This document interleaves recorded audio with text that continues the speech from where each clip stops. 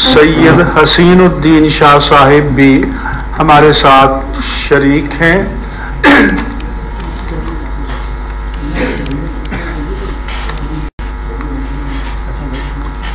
اس وقت ملک میں جو صورتحال درپیش ہے اور جس کرب سے ہمارا ملک گزشتہ چند دن سے گزر رہا ہے، ہماری نظر میں موجودہ صورتحال کے ذمہ دار تحریک لبیک پاکستان سے معاہدہ کرنے والے وفاقی وزراء ہیں۔ کیا انہیں معاہدہ کرتے وقت اس کے اثرات و نتائج کا اندازہ نہیں تھا؟ کیا انہوں نے معاہدہ کرنے کے بعد تحریک لبیک کی قیادت کو کسی مناسب حل تک آنے کے لیے آمادہ کیا؟ معاہدے میں حکومت نے یہ ذمہ داری قبول کی کہ وہ اس مسئلے کو پارلیمنٹ میں پیش کریں گے۔ اگر حکومت میں باقاعدہ سرکاری قرارداد پیش کرنے کی ہمت نہیں تھی تو کیا ایک درمیانی راستہ یہ نہیں نکل سکتا تھا کہ وہ اپنے کسی رکن پارلیمنٹ کے ذریعے اس موضوع پر ایک پرائیویٹ قرارداد پارلیمنٹ میں پیش کرا دیتے اور اس کے بعد یہ پارلیمنٹ پر منحصر ہوتا اور اس آتشی صورتحال کا سامنا پورے ملک کو نہ کرنا پڑتا۔ لبیک یا رسول اللہ کا نعرہ لگانے والوں پر براہ راست نشانہ لگا کر گولیاں چلائی گئیں۔ مختلف ذرائع سے لوگوں نے بتایا کہ کافی لوگ شہید ہو چکے ہیں اور بڑی تعداد میں لوگ شدید زخمی ہیں۔ دنیا کی مسلمہ روایت ہے کہ اگر مظاہرین اور احتجاج کرنے والوں کو روکنے کے لیے ناگزیر طور پر گولی بھی چلانی پڑے تو جسم کے بالائی حصے پر نہیں چلائی جاتی، نچلے حصے پر چلائی جاتی ہے تاکہ موت کا باعث نہ بنے۔ لیکن سوشل میڈیا پر جو تصویریں وائرل ہوئیں ان سے معلوم ہوتا ہے کہ گولیاں مظاہرین کے جسم کے بالائی حصے پر چلائی گئی ہیں اور یہ قتل عمد کے مترادف ہے۔ جس کے حکم پر گولیاں چلی ہیں اور جنہوں نے چلائی ہیں یہ سب اللہ تعالیٰ کی عدالت میں جواب دہ ہوں گے۔ ہم شہداء کے خاندانوں کو صبر کی تلقین کرتے ہیں اور جو پولیس کے افراد اپنی ڈیوٹی انجام دیتے ہوئے جاں بحق ہوئے ان کے لواحقین سے بھی ہمدردی کا اظہار کرتے ہیں۔ وہ بھی پاکستانی ہیں، ہم بھی پاکستانی ہیں اور پاکستانی کوئی بھی ہو کسی کی جان بغیر کسی جواز کے تلف کرنے کی اسلام میں کوئی گنجائش نہیں ہے۔ تحریک لبیک پر پابندی لگانے کا جو فیصلہ کیا گیا ہے یہ بھی غیر دانشمندانہ ہے۔ اس کے دیر پا منفی اثرات مرتب ہوں گے۔ ماضی میں کالعدم قرار دی جانے والی تنظیمیں متبادل ناموں کے ساتھ میدان عمل میں موجود ہیں۔ آپ حکومت کی طاقت اور قانون کے جبر سے لوگوں کی فکر اور مذہبی نظریات کو بدل نہیں سکتے۔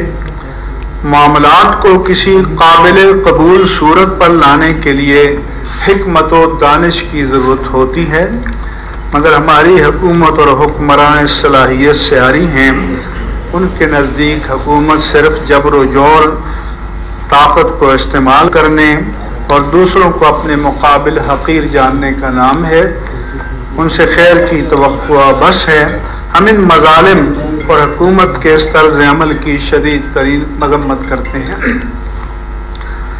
اب بھی وقت ہے کہ حکومت دانشمندی سے کام لے، سارے گرفتار شدگان کو غیر مشروط طور پر رہا کرے ورنہ ان سارے خاندانوں میں حکومت کے خلاف نفرت کا جو لاوا پکے گا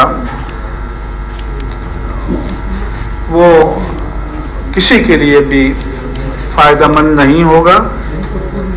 تحریک کے سربراہ علامہ حافظ سعد حسین رضوی اور ان کی شورا کی ذمہ داران کو رہا کر کے ان سے بامانہ مذاکرات کیے جائیں تاکہ صورتحال کو معمول پر لایا جا سکے۔ حکومت پر یہ بات واضح ہونی چاہیے کہ اس وقت پاکستان بھر میں اہل سنت و جماعت کے دینی جذبے سے معمور اور ناموس رسالت پر فریفتہ متحرک اور پرجوش نوجوان ذہنی، فکری اور عملی طور پر تحریک لبیک سے وابستہ ہو چکے ہیں۔ اگر اس صورتحال کا حکمت و تدبیر سے مداوا نہ کیا گیا تو اس کے نتائج آئندہ قومی انتخابات میں حکومت کے لیے بھیانک ہو سکتے ہیں۔ ہم یہ بھی مطالبہ کرتے ہیں کہ تحریک لبیک پاکستان جو الیکشن کمیشن میں رجسٹرڈ ہے، جمہوری دینی سیاسی جماعت ہے، وہ انتخابات میں حصہ لیتے ہیں۔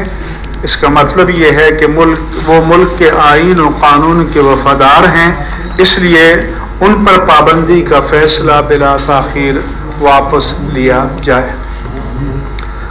ہم خطبائے کرام سے اپیل کرتے ہیں کہ جمعۃ المبارک کے خطابات میں شہدائے ناموس رسالت کی بلندی درجات اور زخمیوں کی جلد صحتیابی کے لیے دعا کریں۔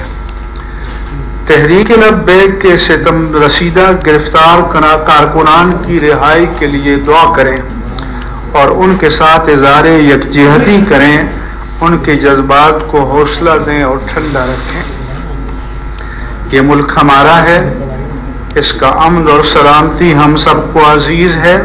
کسی بھی احتجاج میں سرکاری اور نجی املاک کو نشانہ نہیں بنانا چاہیے، یہ فعل شرعاً جائز نہیں ہے۔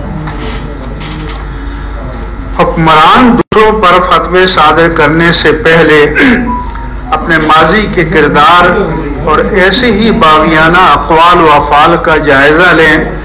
کیا کبھی انہوں نے خود اعتراف جرم کر کے اپنے آپ کو قانون کے سامنے پیش کیا ہے؟ کیا قانون صرف کمزور کے لیے ہوتا ہے؟ طاقتور اور صاحب اقتدار قانون سے بالاتر ہوتے ہیں۔ ہمارے میڈیا پر موساد، CIA، MI6، خاد، KGB، TTP اور PTM ہر طرح کے اداروں کا نام آ سکتا ہے، لیکن تحریک لبیک پاکستان کا نام لینا یا اسکرین پر لکھنا ممنوع قرار دیا گیا ہے۔ اس لیے ایک مذہبی تنظیم لکھا جاتا ہے، یہ ہمارا آزاد میڈیا ہے۔ ظاہر ہے اس میں غیبی ہدایات اور دینی طبقات کے ساتھ ان لبرل اداروں کی اپنی عصبیتیں اور نفرتیں بھی شامل ہیں۔ ماضی قریب میں چشم فلک نے یہ بھی دیکھا کہ 20-30 افراد دھرنا دے کر کسی شاہراہ کو بلاک کر دیا اور سیکیورٹی کے اداروں نے اپنی گاڑیاں کھڑی کر کے اس ناکہ بندی کو تقویت دی۔ تب نہ قومی اور ملکی مفاد مجروح ہوا، نہ ایمبولینسوں کی دہائی دی گئی، نہ یہ کہا گیا کہ لوگوں کو مشکلات پیش آ رہی ہیں۔ اس سے ریاست و حکومت اور میڈیا کی عصبیت کا ہر کوئی اندازہ لگا سکتا ہے۔ اگر حکومت حالات کو بہتر بنانے میں سنجیدہ ہے تو تحریک لبیک پاکستان کے سربراہ علامہ حافظ سعد حسین رضوی اور ان کی شورا کے ارکان کو رہا کرے تاکہ وہ اپنی شورا سے مشاورت سے حالات کو کنٹرول کریں۔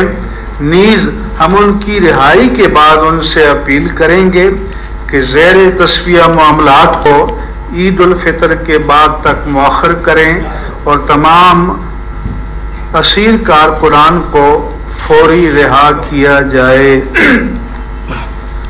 آخر میں ہم پاکستان کو ریاست مدینہ قرار دینے والے وزیر اعظم سے اپیل کرتے ہیں کہ تاجدار ریاست مدینہ سیدنا محمد الرسول اللہ صلی اللہ علیہ وآلہ وسلم کی سنت جلیلہ تو یہ ہے کہ آپ نے مکہ فتح کرنے کے بعد جبکہ ایک ایک فرض سے آپ انتقام لینے پر قادر تھے، آپ نے عفو عام کا اعلان کیا، عام معافی کا اعلان کیا.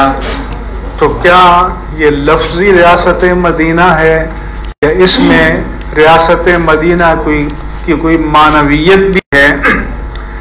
اس لیے وزیر اعظم سے مطالبہ ہے کہ تاجدار ریاست مدینہ کی سنت جلیلہ پر عمل کرتے ہوئے عفو عام کا اعلان کریں اور تمام گرفتار شدگان کی فوری رہائی کے احکام صادر کریں تاکہ آپ کے قول و فعل میں مطابقت نظر آئے. میں ایک بار پھر کہوں گا کہ ریاست و حکومت کی طاقت کا ہم سب کو پتہ ہے، وہ سب کچھ کر سکتے ہیں، لیکن یہ کسی ریاست و حکومت کے سربراہان کے شایان شان نہیں ہے کہ طاقت کو اپنے عوام کے خلاف استعمال کرے، کہ طاقت کو یا رسول اللہ صلی اللہ علیہ وسلم کا نعرہ لگانے والوں کے خلاف استعمال کریں. مہربانی کریں، اپنے دل میں نرمی پیدا کریں. رمضان مبارک کا مہینہ